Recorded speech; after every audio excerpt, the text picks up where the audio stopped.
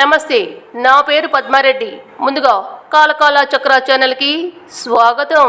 ఈరోజు ముందుగా గురు పౌర్ణమి గురించి తెలుసుకునే ప్రయత్నం చేద్దాం. హిందూ సాంప్రదాయంలో అజ్ఞానం అనే చీకటిని తొలగించి జ్ఞానాన్ని పంచే గురువులను పూజించే పవిత్ర పర్వదినమే గురు పౌర్ణమి. దీనిని ఆషాఢ శుద్ధ పౌర్ణమి రోజున జరుపుకుంటారు. ఈ రోజును వ్యాస పౌర్ణమి అని కూడా అంటారు. ఎందుకంటే మహాభారతం పురాణాలు రచించిన వేదాలను 4 భాగాలుగా విభజించిన వేదవ్యాసుడు ఈరోజే జన్మించాడని నమ్ముతారు. వేదాలను విభజించి మానవాళికి అందించిన ఆది గురువు వేదవ్యాసునికి కృతజ్ఞతగా ఈరోజు పూజలు చేస్తారు. ఆది గురువు శివుడు. శివపురాణం ప్రకారం ఆషాఢ పౌర్ణమి నాడు ఆదియోగైన మహాశివుడు మొట్టమొదటిసారిగా సప్తఋషులకు యోగ విద్యను జ్ఞానాన్ని బోధించాడు. నాటి నుండి గురు పరంపర ప్రారంభమైంది. గురువు అర్థం: గు అంటే అంధకారం, అజ్ఞానం. రు అంటే దాన్ని పోగొట్టేవాడు అని అర్థం. గురువును త్రిమూర్తులు అంటారు. బ్రహ్మ, విష్ణు, మహేశ్వర స్వరూపంగా భావిస్తారు. వేదాల విభజన. మానవుల జ్ఞానశక్తిని దృష్టిలో ఉంచుకొని ఒక్కడిగా ఉన్న వేదాన్ని రిగ్, యజుర్, సామ, అథర్వణ వేదాలుగా 4 భాగాలుగా విభజించాడు. మహాభారత రచన. పంచమ వేదంగా పేరుగాంచిన మహాభారతాన్ని మరియు అష్టాదశ పురాణాలను వ్యాసుడు లోకానికి అందించాడు. ఆది గురువు ప్రసారం.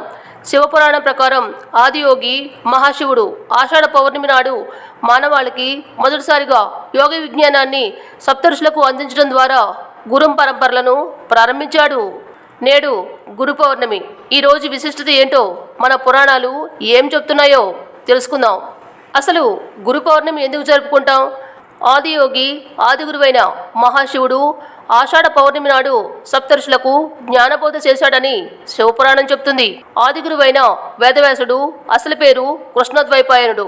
వేదాలను 4 భాగాలుగా విభజించి వేదవ్యాసుడయ్యాడు. వేదాలతో పాటు మహాభారతం, భాగవతం, అష్టాదశ పురాణాలు రచించాడు వ్యాసుడు. ఆయన అందించిన ఆధ్యాత్మిక వారసత్వం కారణంగానే వ్యాసుడిని ఆదిగురువుగా కొలుస్తారు. వ్యాసుడి పుట్టినరోజైన ఆషాఢ పౌర్ణమిని గురు పౌర్ణమిగా, వ్యాస పౌర్ణమిగా జరుపుకుంటూ తమ గురువులను పూజించి వారి ఆశీస్సులు తీసుకుంటారు.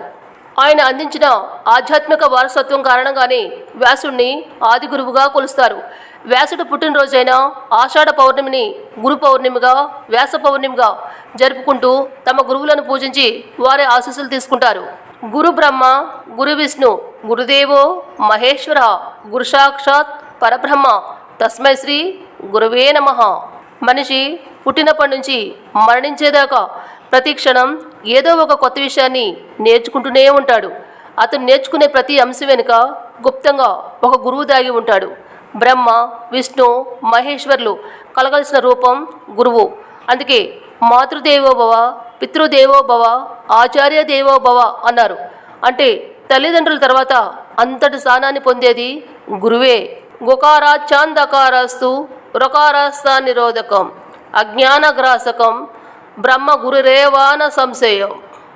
గురువును బ్రహ్మ, విష్ణు, మహేశ్వర స్వరూపంగా పూజించే ఉత్కృష్టమైన సంస్కృతి మనది.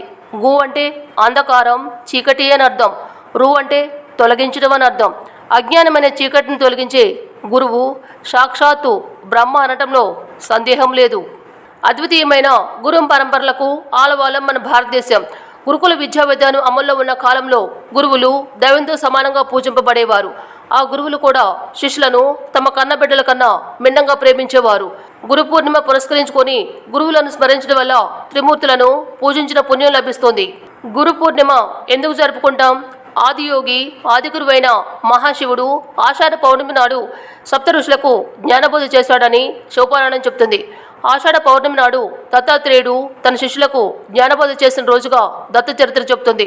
వ్యాస మహాముని ఈ రోజున సత్యవతి సంతనులకు జన్మించాడని కొన్ని సంవత్సరాల తర్వాత ఆయన ఇదే రోజున వేదాలను రుక్, యజుర్, సామ, అథర్వణ వేదాలుగా విభజించాడని ప్రతీక. ఈ పుణ్య విశేషాలను పురస్కరించుకొని ఆషాఢ పౌర్ణమి రోజు గురు పౌర్ణమిగా, వ్యాస పౌర్ణమిగా జరుపుకుంటాం. ఆషాఢ శుద్ధ పౌర్ణమిని గురు పౌర్ణమి లేదా వ్యాస పౌర్ణమి అని అంటారు. ఈ రోజున గురు పూజోత్సవం జరిపి గురువులకు కానుకలు, బహుమతులు సమర్పించి వారిని సత్కరించి వారి ఆశీర్వాదములు తీసుకుంటారు. తమ జీవితానికి మార్గనిర్దేశం చేసి ముక్తి వైపు నడిపించినందుకు ప్రతిఫలంగా ఇలా చేస్తారు. గురువు అంటే ఆధ్యాత్మిక జ్ఞానాన్ని బోధించేవాడు. చాలామంది హిందువులు తమ గురువులతో జీవితాంతం అనుబంధం ఏర్పరచుకుని ఉంటారు. ఇది కుటుంబ సంబంధం కూడా కావచ్చు, తరతరాలకు కొనసాగవచ్చు. హిందూ మతంలో గురువును భగవంతునికి భక్తునికి మధ్య సంధానకర్తగా భావిస్తుంటారు. ఈ ఆషాఢ శుద్ధ పౌర్ణమి యొక్క విశిష్టత. దీనికి ఒక చక్కని ప్రాచీన గాథ కలదు. పూర్వం వారణాసిలో ఒక పేద బ్రాహ్మణ దంపతులు ఉండేవారట. ఆ బ్రాహ్మణుని పేరు వేదనిధి, ఆయన సతీమణి పేరు వేదవతి. వీరిద్దరూ ఎప్పుడూ చక్కని ఆధ్యాత్మిక చింతనతో భక్తి జ్ఞానం కలిగి జీవించేవారు. ఇంకా సంతానం కోసం ఎన్నో నోములు వచ్చినా, ఎన్ని వ్రతాలు చేసినా ఫలితం లేకపోయింది. ఒకనాడు వేదనిధికి ప్రతిరోజు మధ్యాహ్నం సమయంలో వ్యాస భగవానుడు రహస్యంగా గంగానది స్నానానికై వస్తూ ఉంటారని తెలిసింది. ఎలాగైనా సరే వ్యాస మహర్షి దర్శనం పొందాలని ప్రతిరోజు 1000 కళ్ళతో వెతకనారంభించాడు. ఈ క్రమంలో ఒకరోజు ఒక భిక్షువు రూపం ధరించి దండధరుడైన వ్యక్తిని వేదనిధి గమనిస్తాడు. వెంటనే వేదనిధి వారి పాదాలను పట్టుకుంటాడు. ఆ భిక్షువు చేదరించుకొని కసురుకుంటాడు. అయినా సరే పట్టిన పాదాలను మాత్రమే విడవకుండా, మహానుభావ, తమరు సాక్షాత్తు వ్యాస భగవానులని నేను గ్రహించాను, అందుచేతనే మిమ్మల్ని శరణ పొందు కోరుచున్నాను అంటాడు. కరుణించిన వేదనిధి ఆప్యాయంగా చేరదీసి ఏమి కావాలో కోరుకోమంటారు. రేపు నా తండ్రి గారి పితృకార్యము, దానికి తమరు బ్రాహ్మణార్థమై భోజనానికి మా ఇంటికి తప్పగా దయచేయాలని వేడుకుంటాడు. అందుకు ఆ మహర్షి వేదనిధి ఆహ్వానాన్ని అంగీకరిస్తారు. మరుసటి రోజు ఉదయమే ఇచ్చిన మాట ప్రకారం వారి గృహానికి విచ్చేసిన వ్యాస మహర్షిని ఆ దంపతులు సాదరంగా లోపలికి ఆహ్వానించి అతిథి సత్కారం చేసి పూజిస్తారు.